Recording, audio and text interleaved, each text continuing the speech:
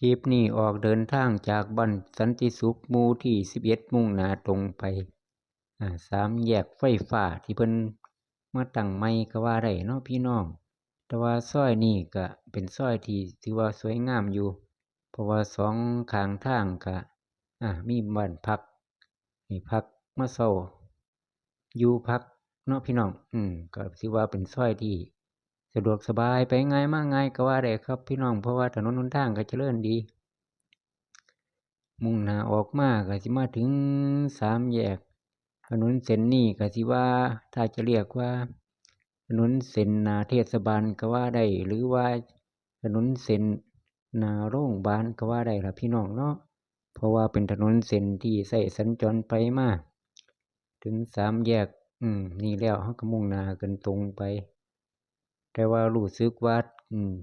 จะมีการทำงานของเทศบาลเพิ่นตามขอบไหลทางสงสัยจะได้เลี้ยวซ้ายเนาะพี่น้องเลี้ยวซ้ายเข้าตัวซอยแบ่งเขตบ้านระหว่างหมู่11กับหมู่3ก็ว่าได้เนาะพี่น้องเพิ่นว่าป้าย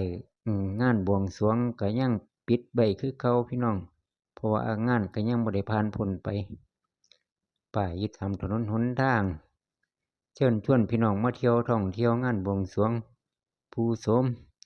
แม่นอีหลีพี่น้องทางหน้าเพิ่นขยายหนทางออกมาเลี้ยวซ้ายมาซอยเส้นนี้พี่น้อง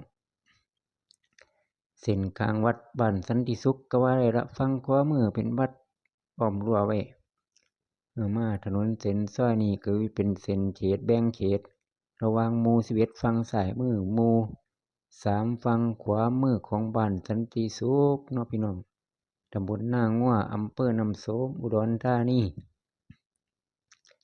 เป็นหมู่บ้านในเขตเทศบาล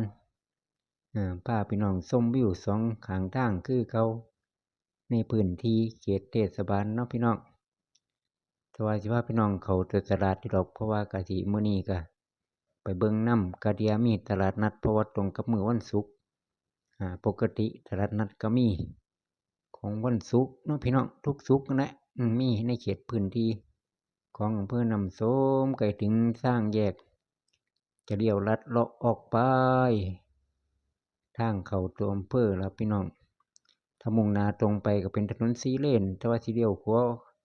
มาเส้นออกมาเส้นหน้าวัดของบ้านสันติสุขเด้บัดนี้พี่น้องพาพี่น้องพุ่นน่ะเข้าไปในตัวอำเภอไปหาซื้อของในตลาดก่อน